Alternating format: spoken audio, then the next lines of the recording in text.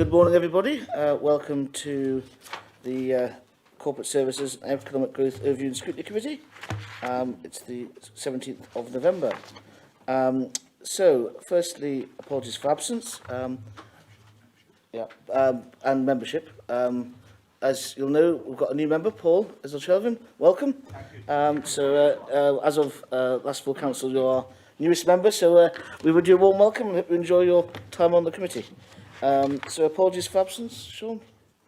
Councillor Robinson. Councillor Robinson, okay. Minutes of the previous meeting been circulated. Are we happy that there were two record? Agreed. Right, I'll sign those before I forget.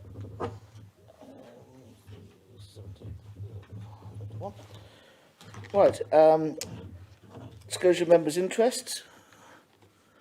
I've got something to declare just on item 6. I'm a director of one of the organisations that takes part in the lottery, but I don't think it's prejudicial, but I thought I'll just note it. Anybody else? No? Okay, forward plan of cabinet decisions to note. Appendix A, we're happy to note those. Yeah. Now we're just going to move the agenda around a bit because Glenn's got to be somewhere, so we're going to take his reports first. So we're going to start with item number 7, which is the Green Homes Grant. So take it away, Glenn. Thank you very much, Mr. Chairman. This is a new initiative for us, something that's very important as part of our climate change action plan, that we do everything we can to make more homes more efficient, but also do the best we can to try and alleviate some of the fuel poverty that we have in the county as well. So we are working with a contractor at the moment, but we may look at doing some of this ourselves more in the future. Rolling out across, as you can see from the figures, very successfully. Very grateful to our climate change team, who have been very proactive with this, and also obviously for the grants coming from government to get on with this. And I probably best just to pass over to to Mark, who's behind, who can give you more detailed update. But it's very much part of our climate change action plan, and will continue to be so. Thank you. Mark, if you can give us a very brief overview, and then we'll see if we've got any questions. Thanks. No problem at all. So the scheme is, we've attracted £2.2 million to support, as Councillor Sanderson says, fuel poverty alleviation by implementing low carbon technology into low-income households throughout Northumberland. It's an extension of an existing scheme that started earlier this year, and the additional funding will allow us to reach another 200 homes.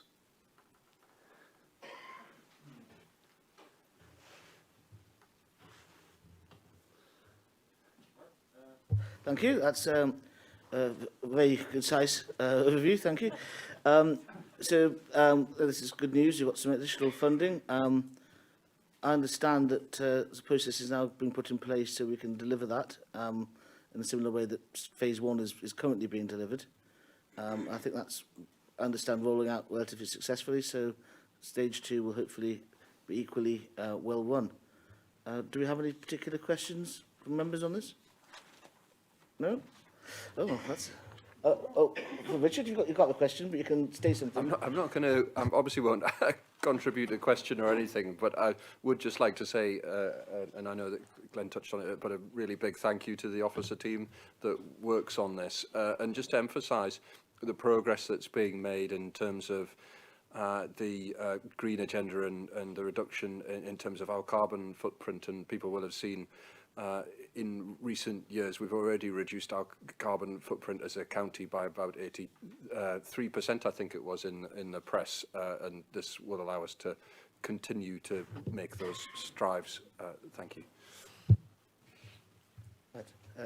Thank you very much. Oh, Councillor Oliver? Yeah, could I just ask Mark how the houses that they're going to be sort of take advantage of this will be sort of found, and you know what the eligibility criteria are? Yes. So there has been a marketing campaign going on for a few months to try and provide the word to as many households in Northumberland as possible. The key criteria Twofold. The first is an income threshold of £30,000, so the household can't have a higher income than £30,000 to be eligible. And the property itself must have an energy performance certificate rated D or below to be eligible.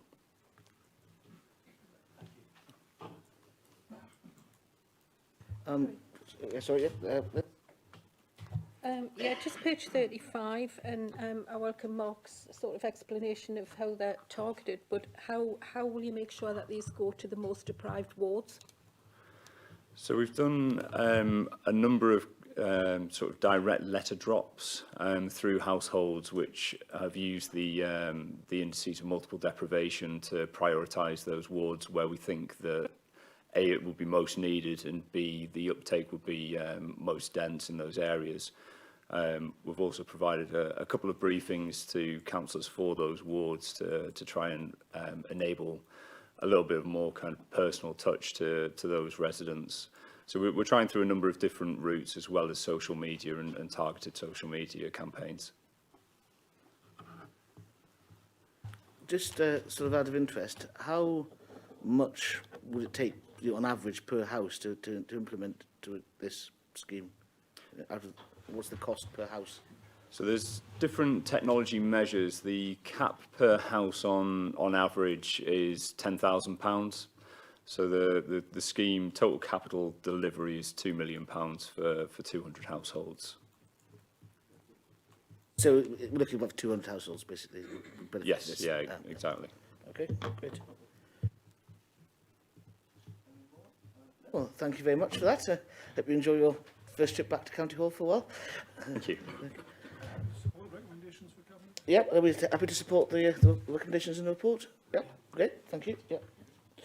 Right, next we have the corporate plan refresh, which is pages 37 to 80. I think Glenn's going to open on this as well. Thank you very much, Mr. Chairman. The corporate plan is a document that usually follows a new administration taking on the position at a council. We have been working to a corporate plan that actually finished this year, so we wanted to refresh and renew our vision for the county. And to specifically find areas where we feel that whilst we've tried to make progress, not that much progress has been made, and I'm talking there about health inequalities and fuel poverty, food poverty, and those are other areas that are equally important to us as an administration to deal with over the next 3.5 years. So our overarching vision as a Conservative administration here is to take this council and the county as much as we can out of the shadows of COVID and all that has brought us in way of difficulties, to positively motivate new business, to encourage and support existing business, and also at the same time look after and help those people who most need our help. So in terms of motivating new business, we're looking at what has already been achieved in a short time. Obviously, a lot of the work has gone on, for example, on the Gigafactory by Advanced Northumberland and the administration before this. However, it's very good to see this actually almost taking shape now, and anyone that goes down there will see that work has begun. Also, anyone that's got time to go down to the Port of Blythe will see the huge amount of work that's going on down there in terms of bringing on new industry, new skills, and the port itself remodelling itself in this brilliant renaissance that we're seeing in Northumberland of a movement from old technology that powers the county and the world in coal to new technology that powers the county and the world through offshore wind and all that will bring.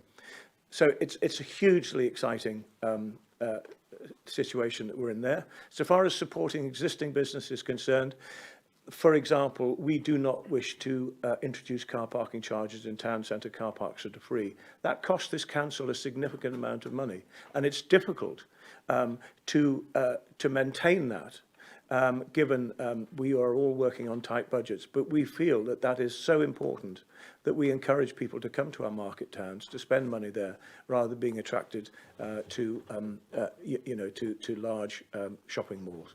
So that is how we're helping on that one. And so far as helping those people who most need our help, well, we know we've got communities, Northumberland Communities Together, that's doing good work with other voluntary organisations and bodies. But I'm planning to set up a seminar or a conference early in the new year with all the partners that are involved in this very complex but very important area that affects us all, to look at how we might, as a council, find specific targets that will assist those people who need our help most. And we're talking there about long-term unemployed, talking about those suffering health inequalities, poverty, fuel poverty, food poverty. So we've talked about it, and our staff in those areas have done significantly good work. I think we need the political motivation now to be able to provide the resource and the energy into doing the very best we can to help those people who have suffered very badly over COVID, as we know. So thanks to Northumberland Communities Together and all the work that our staff are doing, but that has got to be a key part of this administration, that we see some results there. So that's why I want to get everybody round a virtual table to discuss how we can best move forward there. So the corporate plan is all about those two key visions, supporting industry and supporting the people that need our help most. And coming from the corporate plan will be key targets that we will be meeting and over the next 3.5 years. And I look forward to getting cross-party support for the work that we want to do. Thank you. Thank you for that, Glenn. We've got Phil here. Would you like to add anything at this point? Or? Thank you, Chair.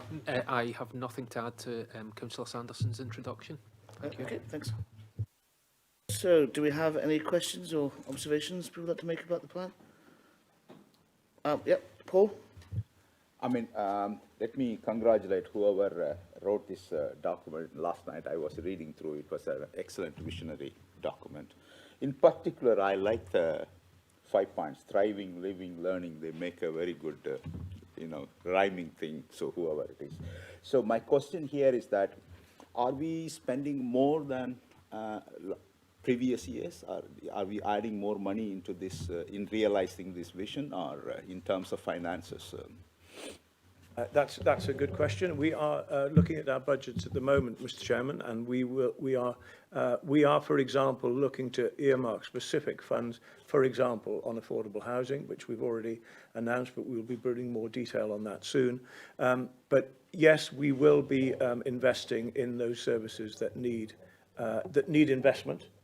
Often it's about just making sure everybody's working in a joined-up way, and most important, that our officers, who do a great job now, but I think they need the political oomph, if you like, behind them to say, well done, keep on the good work, and that's what I want to see happen. Thank you. Liz? Thank you. Just a comment, really. I welcome Councillor Sanderson's remarks about, intervention and helping the most vulnerable in the society and everything. And I do welcome the constant reminder we have that British Vault and such things are bringing, much needed income and opportunities into the county. But I would just sort of say, can we remember at the very basic level as well about, the very basic community level? Because, and I'm not going to go into it, but my own ward with one thing in particular, it's going to really impact on that. So we need help and intervention at that very basic level as well for communities. And I know that's available through Communities Together, and that's a good initiative, great. But we're not just focus all the time on British Vault and the big impact it has, because some things have a massive impact on little communities on a small scale things impact little communities vastly. So. Yes, could I just answer that? I think that Liz is completely correct on that, and it's a very important point and something that we are aware of, and we will work. And I think that's the beauty of Northumberland communities together, because they are building, they already have built, but they are continuing to build on relationships in small communities. So we know where those people who need help are and how they can then access that help. And the role of the local member in this is extremely important as well. Thank you. Okay, so no more. Could I just say one other thing Yeah. before you run? I would like to thank Phil Hunter, who's here, who's done a fantastic amount of work, and his team on getting this together. I will just say that the graphics on the outside are going to be changed because they are, this is a first draft copy, if you like. So things like the graphics are going to be changed, you'll be glad to hear. And I've also asked that there are less photographs of me. You'll be delighted to hear. That's a first, right. We're happy to sort of, well, recommend that, support it. Yeah. Okay, great. Right, now we're going back in the agenda to item 5. This is the budget and medium-term financial plan, an update on the development of the budget and medium-term plan. I think Richard's going to be leading on this one. Thank you, Chair. Have we got Jan as well? Just on the call or not? I mean, Yes, I am here. Thanks, Jan. Just it's nice to hear your voice. I mean, this is obviously is part of the budget process looking forward for the next 3 years in terms of the medium-term plan. I mean, effectively, it's a very self-explanatory document. There's a few recommendations at the front, which is to note the revisions and assumptions within the budget for the coming financial year, to approve the balancing measures that we've put in place to ensure that we have a balanced budget and that we're spending taxpayer ratepayer money wisely in coming years, in the coming year, and to reflect the work that's been done to refine the medium-term financial plan, and note the consultation strategy that is documented in the wider text.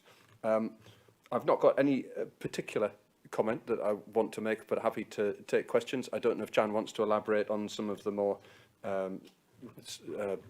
detail in the report or not, but I'll leave it there. Jan, have you got any sort of overview comments before we go to the members? Thank you, Chair. I think the key point that I would emphasise is that first of all, there is significant uncertainty about the financial position. We have just had the comprehensive spending review, but we don't yet know how that is going to feed through into the settlement. And we do know that local government finance reform has been put on the back burner again. So we were expecting a business rates reset well, last year, and then again this year. That can has been kicked further down the road, as has the fair funding review. So in many respects, you know, it makes longer term financial planning very difficult. But we're also still dealing with the impact of the pandemic, and it's unclear at this stage how long it will take for those effects on the budget to work through the system. So, for example, the report highlights that we're experiencing hyperinflation in a number of areas.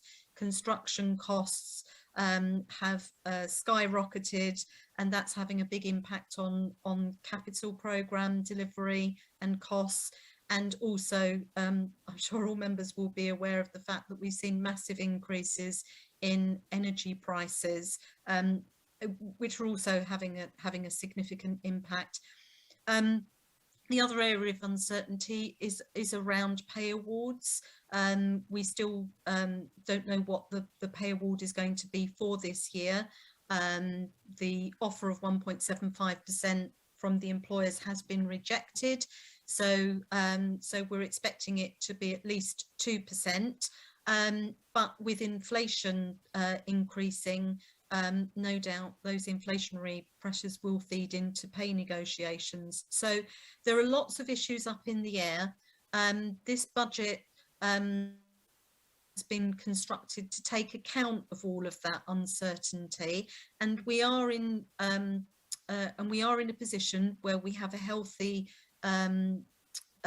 position in terms of reserves that are available to help us absorb some of those short-term pressures that are related to the pandemic and the after effect. But there is still considerable uncertainty about the longer term prospects, and that's an area that I and my team will continue to work on in the lead up to the budget in February. Hopefully we'll have a bit more clarity about some of those factors then. But for the time being, the package which is being presented to Cabinet tomorrow is, we feel, sufficient to produce a balanced budget for next year. And then, as I say, we will have to wait and see how things pan out in terms of the longer term financial plan. So hopefully that provides some context for the report, Chair, but happy to take any detailed questions. Thank you. Richard, has someone else to add? Yeah, just quickly to observe that every year we go through this process, which is a rather odd cycle, I always find, where you find out what the local government settlement is, and you find out what the payment agreement is on a national basis with unions and employers much later into the cycle. So, you know, it usually comes around about Christmas time, give or take, and then, you know, we go through the refinement of the budget process. So this isn't something, obviously, that's unusual. Many of you have sat on this committee for many years and understand how this works, but for any new members, this is entirely normal in terms of how the process goes, and it gets more and more refined as we come up to the actual budget setting in the first quarter of next year. Thank you. Yep, Liz. Thank you, Chair. First of all, I just want to congratulate Jan and her team, or maybe commiserate with Jan and her team, who've had to work on this report and the MTFP against a background of such uncertainty in terms of the actual financial settlement. We've seen a lot of delays in various things, but I've got a couple of questions, Jan, and one, the proposed increase in council tax will provide additional income for the council, there's no doubt about that, but can we ensure, or are we confident, shall we say, that this won't be wiped out by inflation? And if so, would this lead to further cuts in services? And just looking at the efficiencies, the main one I would like to ask about is the local services, which is much more than it was in last year's MTFP. And, you know, it says income opportunities and fee optimisation. I'm just wondering what they are, basically.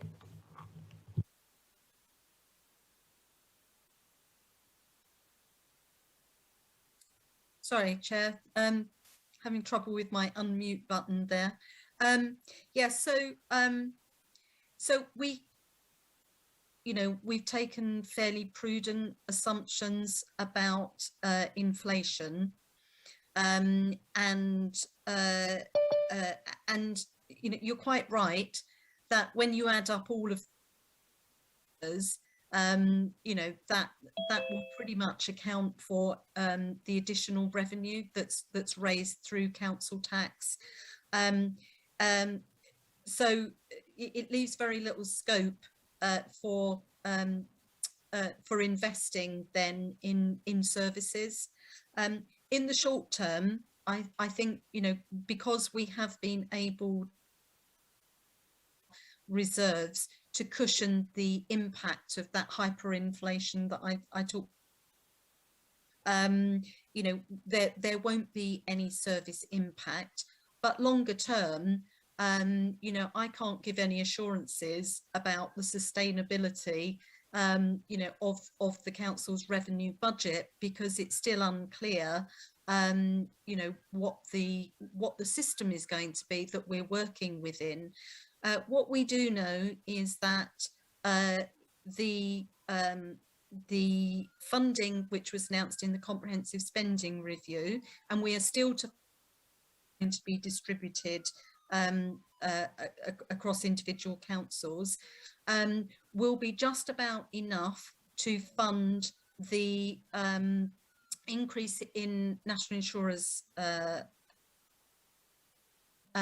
the social care levy, and the increase in the national living wage. But beyond that, you know, it's still unclear whether there's any you know, any additional funding that's actually going into the system. So you know, my personal view is that the funding that was announced in the comprehensive spending review will just be enough to allow us to cover those additional costs. And then I think we have to wait and see what happens with inflation, whether it is a relatively short-term phenomenon and inflation then returns you know, in the following year to the 2% target that's been set for the Bank of England, or whether it's going to be something that we have to live with, you know, for the longer term. So in the short term, I think we're okay. In the longer term, I think we'll have to wait and see, is my answer. But you know, the council tax increases, you know, difficult as they are, you know, for residents, will just be enough to enable us to keep pace with those inflationary pressures in the short term, at least. Okay, thank you. So that was the first question. Sorry, the second question was about the local services.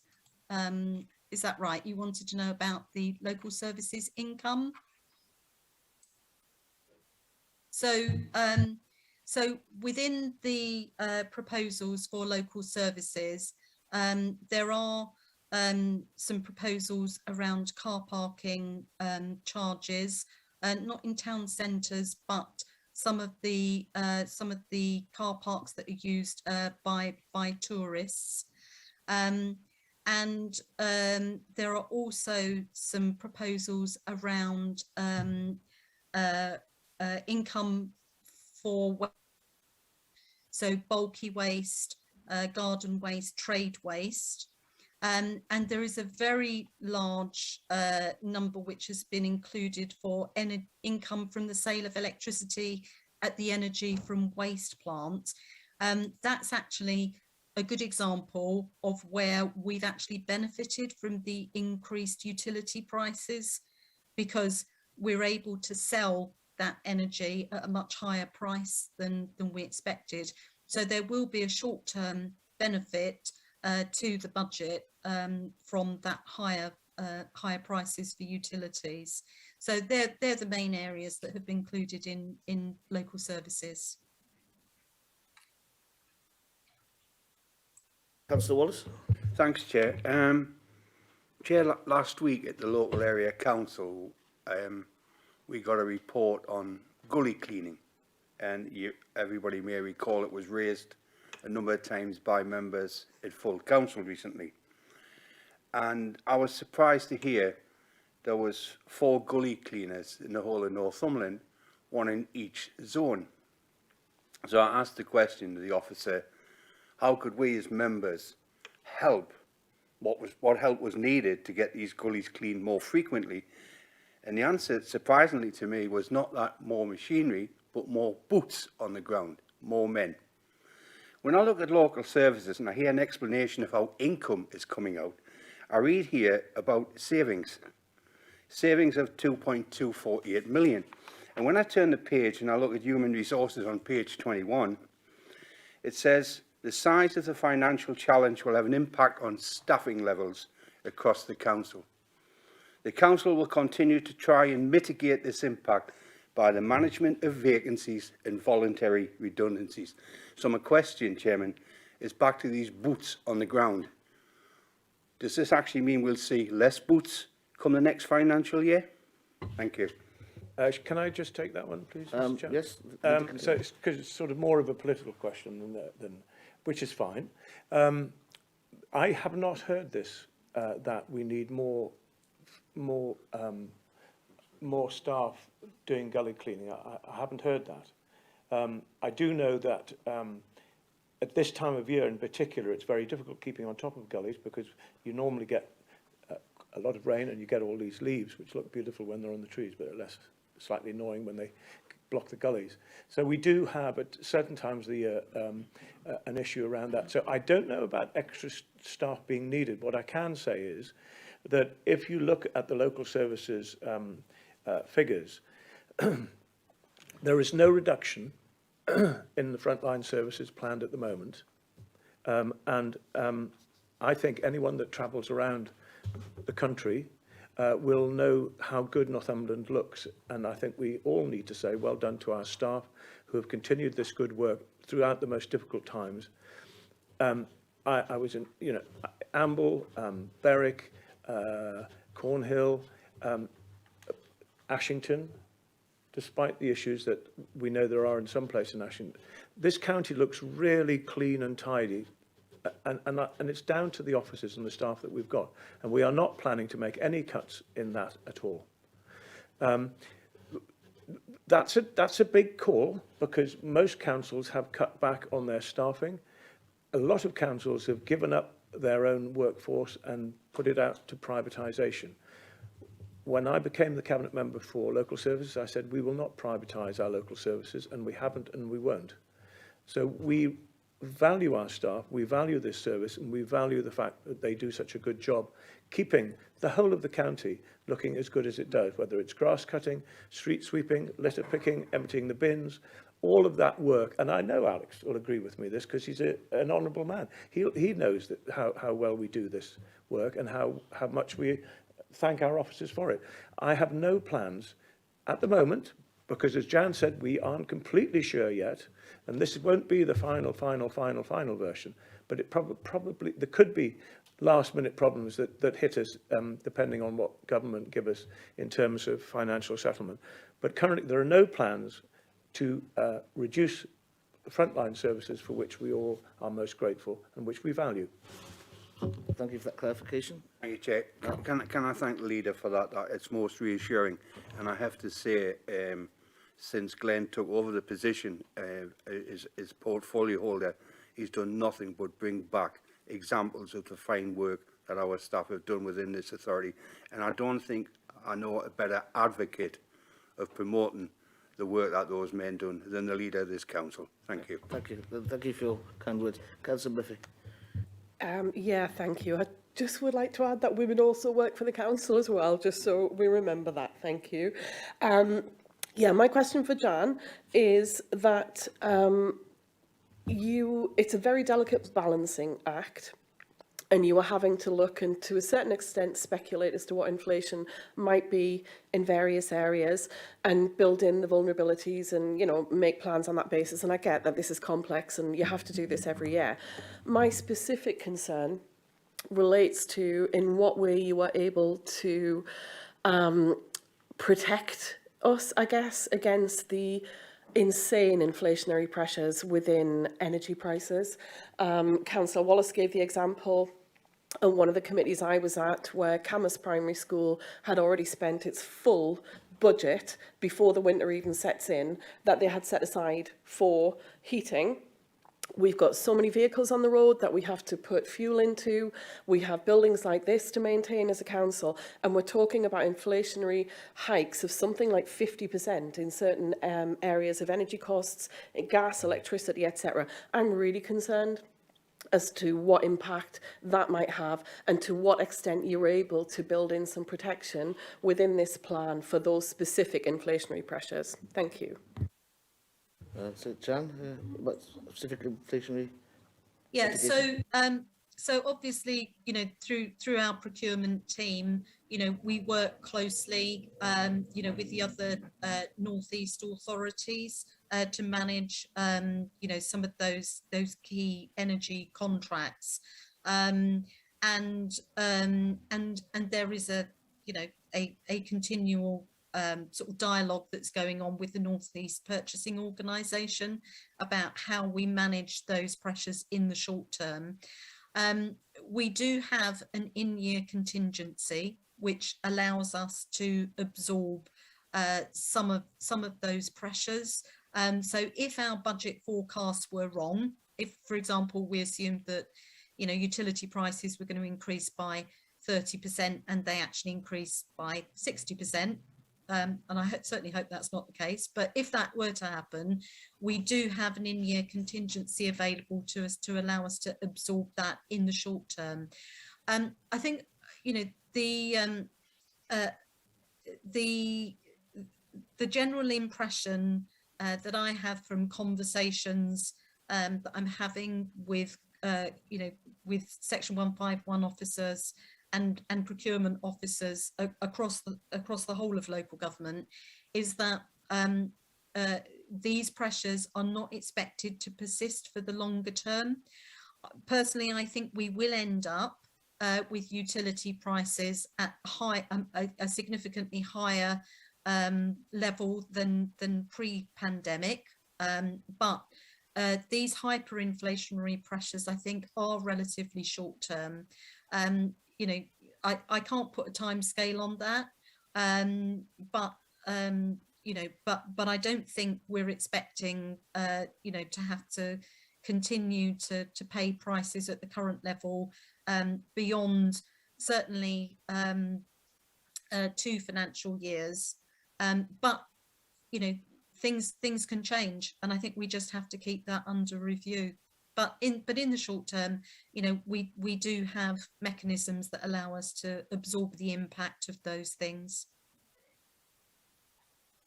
Richard, oh, Nick first. Oh, sorry.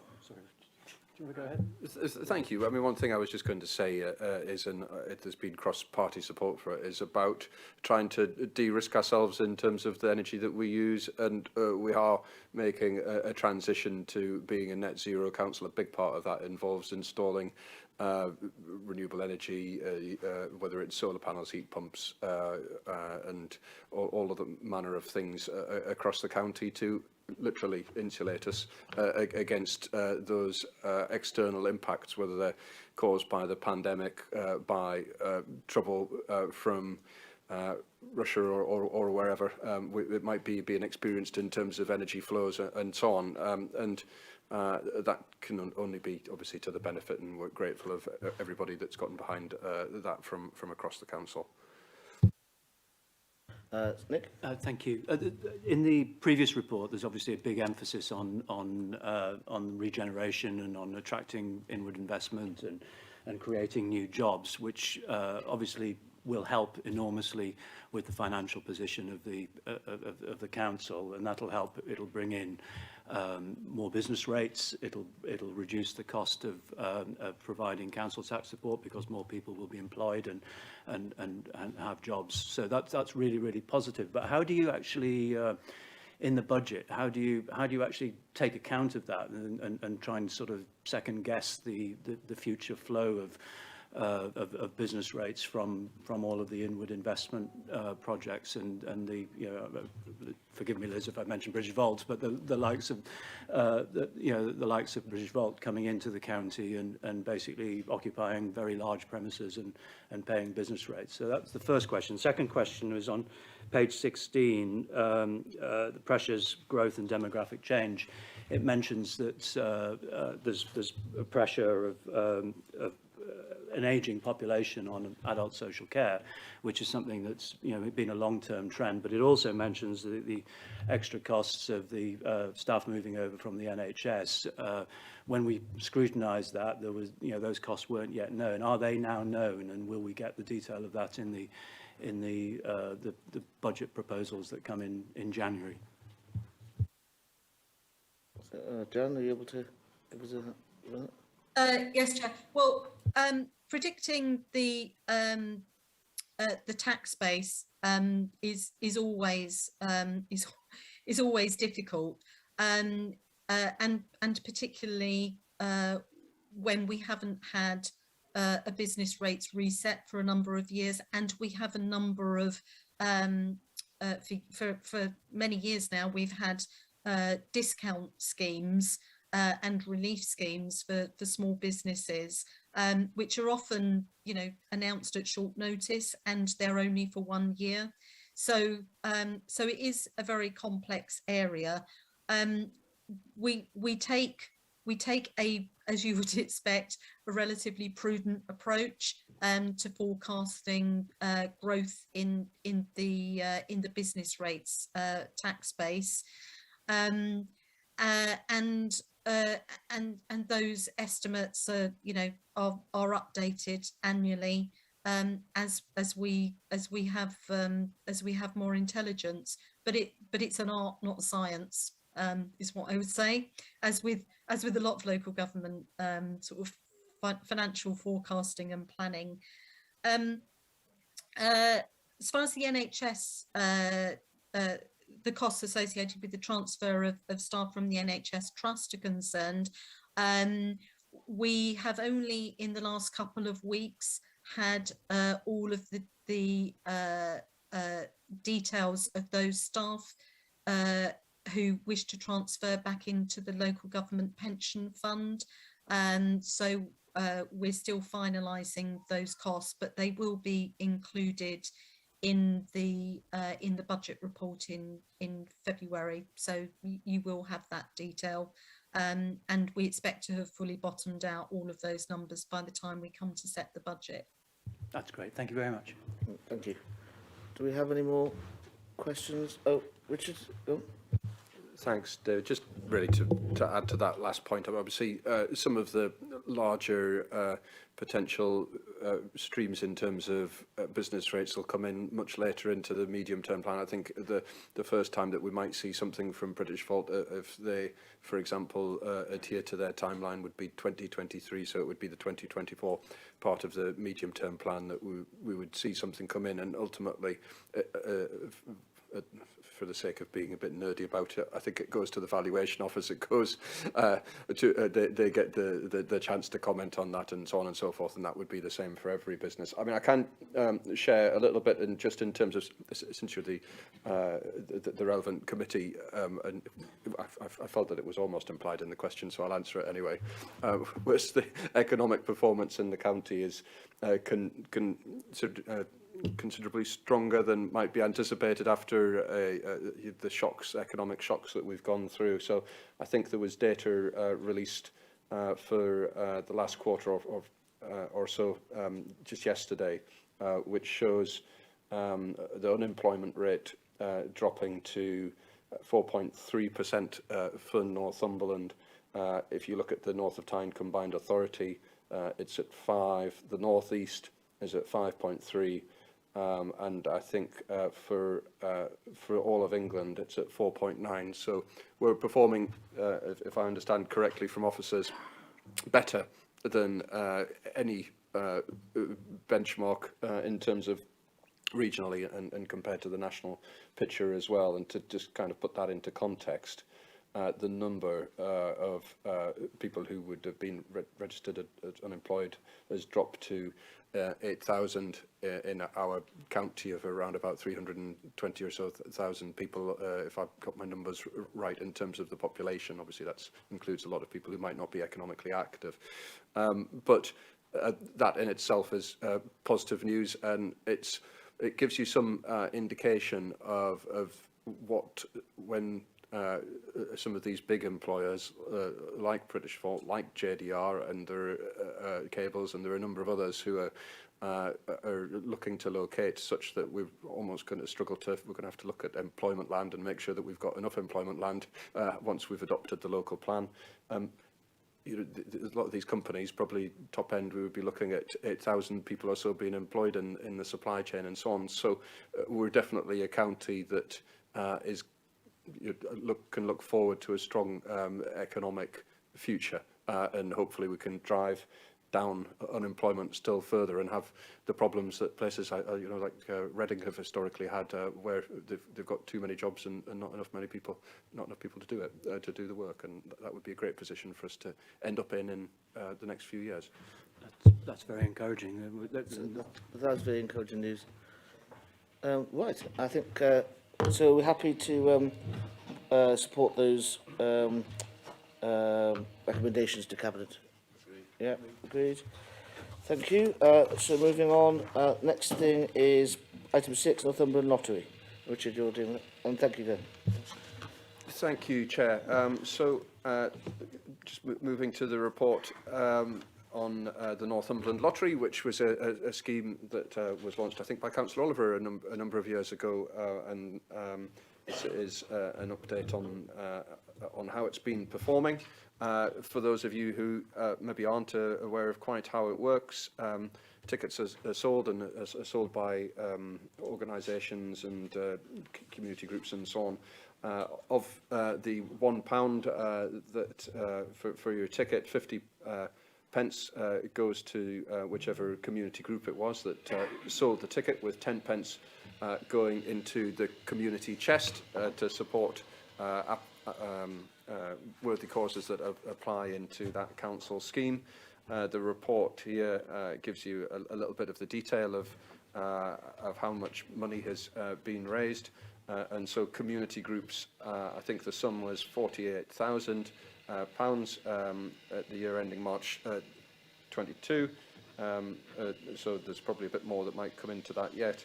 And of the, in terms of the community chest, around about £4,500, £4,568 has come into the community chest to be distributed to good causes through that route. There's a set of conclusions at the end in terms of how we might like to proceed. Obviously, the programme has provided a much-needed source of income for groups, and it's been the case despite the pandemic. And so we're going to look at refreshing the marketing campaign for it, through social media and with the communications team and communities together to raise awareness of the benefits to groups and residents.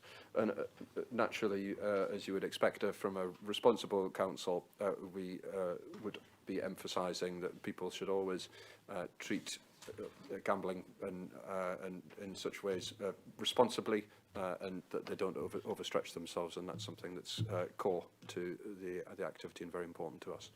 Thank you, Richard. I think Pam's here is there anything you'd like to add before we go to questions? No, okay. Right, well, thanks for that. Obviously, this scheme has been running for a while. It's been probably hampered in its rollout a bit by the COVID pandemic, but we've still made a reasonable chunk for charity. And as Richard said, there is mitigations in place to spot and identify problem gambling, and there are limits on how many tickets you can buy. You can only buy £20 worth. So you know, that is an issue that we are alive to. You know, gambling can be a problem, and this is on a basic level gambling. But you know, I think it is for a good cause, and you know, we have to mitigate any problems we can. I think we've got some good schemes in to do that. Any questions or queries? Paul? Thank you, Chair. I looked at the list of community groups, local community groups, which are listed, so people can name. It's quite impressive, Chair. What I want to know is there a criteria that a group has to satisfy so that it can be included in the list? Because I know quite a few groups in Cramlington would like to go in there. So some yes, details would be appreciated. There's a criteria. I think, Pam, you can sort of let us know what the criteria is to be a community group that can be a member. Yes, thank you, Chair. We do have eligibility criteria. So there is an application process that is vetted to make sure that it is in line with the terms of the gambling licence that we hold. So in terms of its intentions, what its objectives are. Obviously, the age of the group itself must be over 18 to sell the tickets, etc. But we do have a number of policies to ensure that those checks are in place. Thank you. Councillor Murphy? Yeah, just on the administration fee, is Gatherwell a commercial organisation that administers this for us, or did we set Gatherwell up to administer this for us? And I mean, I'm assuming, because I trust our officers, that that is an appropriate fee level, but it's always nice to look to see whether we could get somebody cheaper. I'm just curious about that. Yep, can we... Thank you. Yeah, Gatherwell was a company that was set up originally with Aylesbury Council to set up a scheme that would benefit local communities. We have signed with them for 4 years. The fee is considered to be low. For we deduct that fee from the income from the sales tickets. That's not to say that we can't review that if that's something that members would like us to do with them. I think they won quite a few of these community lotteries, didn't they? Yeah. Thank you. Right, so are we happy with the recommendations? Agreed? Okay, so now we move on to the work programme, which is 81 to 86. Any note on there? Sean, anything to highlight? The December meeting, you've got 2 overview reports. Broadband, which was requested by a member, Councillor Wearmouth, together with Chris Thompson and Sarah McMillan, will give you an update on that. But the 6-monthly debt recovery update, and I have received confirmation this week. The British will come to give you a presentation at the January meeting. Talking to Phil about how officers can support that. Any questions that members might have on the economic regeneration around. I think that'll be a very good item. I look forward to. We had that conversation this morning, Chair, so Yeah. obviously we need to. Okay. Right. So up to that. Just finally, Oh, yeah. obviously the budget. We've just talked about the budget this morning. All scrutiny members will be invited to the February meeting as is usual for that. For the budget. Yeah, budget scrutiny. Okay. Right. Item 10, urgent business. I've not been advised of any. So I'd like to close the meeting. Thank you all for attending, and I'll see you next time. Thanks a lot.